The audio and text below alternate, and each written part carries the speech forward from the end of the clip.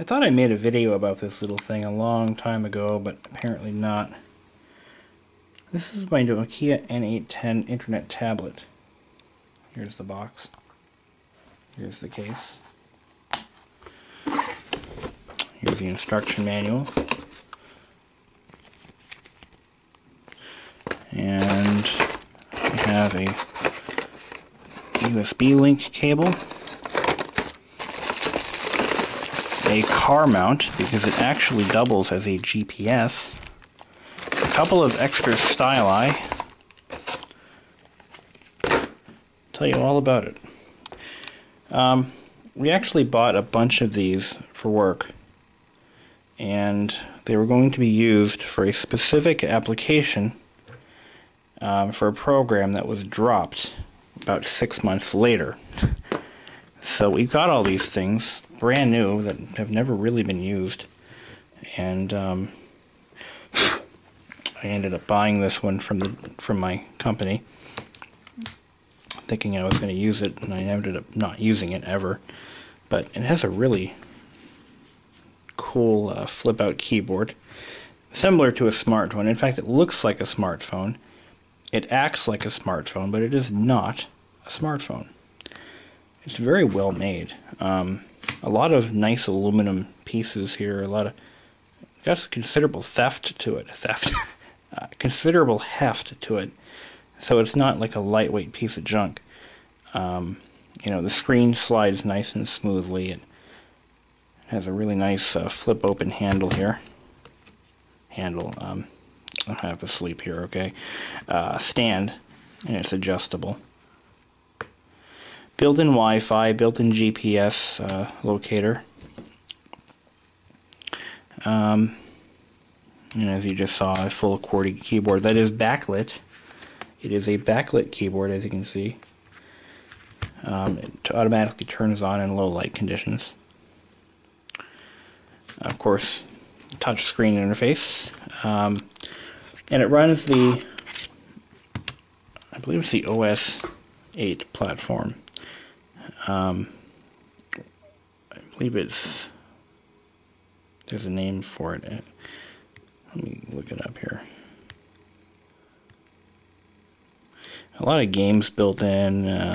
You can download applications. There are several applications available for this. I actually installed a version of Doom that was designed for this. I'm just trying to think of the name of the OS. I keep forgetting it. It's oh, come on now. OS 2008 is what it runs. I believe there's the other name for that is Maibo or Maibo, I think. See if it'll even go onto the web here. No, it's not actually, because I have to add it to my wireless network. So I'm going to do that right now. Put in my magic number there. You can pull up the keyboard. God, I haven't used this thing in months. I can't believe how much I've forgotten. My mind is like a sieve. I'm going to have to type it in with the keyboard because I can't remember how to pull the damn keyboard up on the screen. Ugh. So I'm going to put in my magic word. Hopefully it'll connect. It does see my network, so that's good news. Hey, there it is. Okay, so it should be able to go to the Nokia home page. It's incredibly slow. You would think it would be a little bit faster. I believe it runs a RISC 400 processor. I think it's a RISC machine. I do know there's a version of Android that was ported to this. Jesus, it's usually faster than this. Let's try Wikipedia. Yeah, that came up quick. So it does have full web browsing capabilities. It does, as far as I know, it'll do Flash with limited success, because I was able to get my company's homepage up on it, which is all Flash based, and it looked pretty good. Unfortunately, there's no left-handed mode, so you have to kind of stretch all the way across the screen to scroll up and down. Or you can use the, I believe you can scroll with the arrow key up and down. This is your select key, left, right, up, down. I did find a version of Doom that runs on it, and give me a second, I'll find it. Where the hell did I put it? Extras. There it is, LX Doom. But yeah, there was a version of Android, I think 1.0, that runs on this. And of course I haven't tried it myself. I thought it had sound. It does. Okay, good. Now I had to set all sorts of key combinations to run this game, or key shortcuts, and I forgot what half of them were, but you get the idea. You can use the, no you can't, but you can use the stylus to do some controls here. This is how you control your screen size. Of course, I can't get it back. Dang. Now I'm going to go to the... I'm sure it's painful for you guys to watch me figure this all out, because I had it all figured out like 6 months ago when I got it, and I haven't used it in so long. I decided to make a video on this thing, and then I wind up stumbling over myself. So here we go. We can change the screen size this way. Here we go. Nice. I actually did play this game up until I think the second or third level, and it runs smoothly. Can't complain. So, we're gonna get out of here.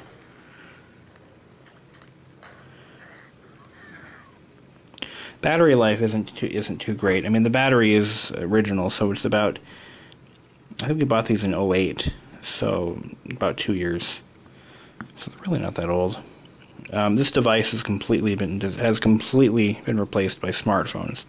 This is like one of those transition technologies where you had all the functionality of a smartphone, except for the phone part, unless you're using Skype, which it does have, and I've used.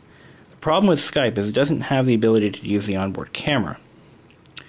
But I have been able to successfully talk to somebody on Skype using this device. So using VoIP is one solution to use it as a telephone.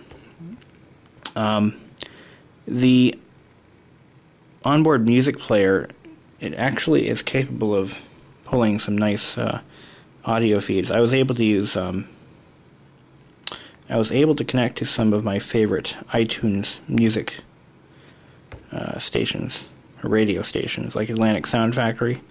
That works. It's a little sluggish, but it works. And I had this thing playing comedy for a little while. Plug it into my stereo, I can actually use it as a web music player.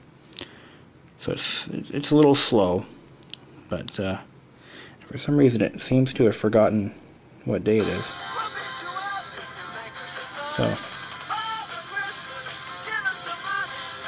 So that works out pretty nicely. But of course, the date and time are incorrect, so I've got to figure out why that happened. I'll show you the settings menu. It really is kind of basic. There's not a whole lot there to play with.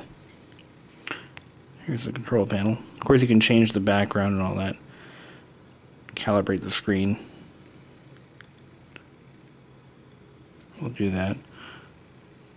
Hit the center of each target carefully.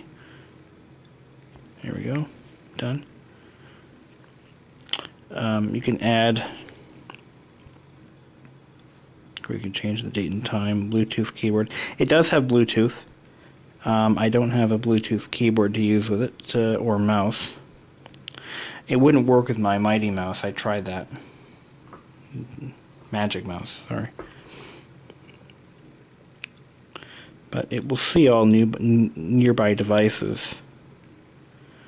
Bluetooth is on now, so make it visible. Okay. Now transferring information to and from this device is all done through USB.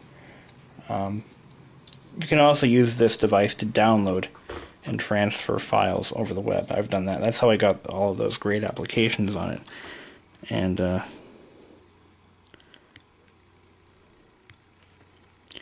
think I added more than just Doom, so I thought. VNC Viewer.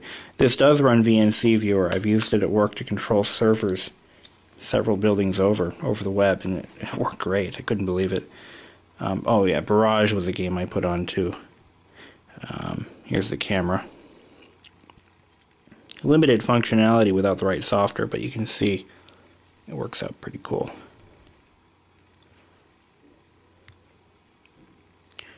Rhapsody music player, that's the one that it uses to play internet radio. Full media player, you can use it to play, I believe, WMV files.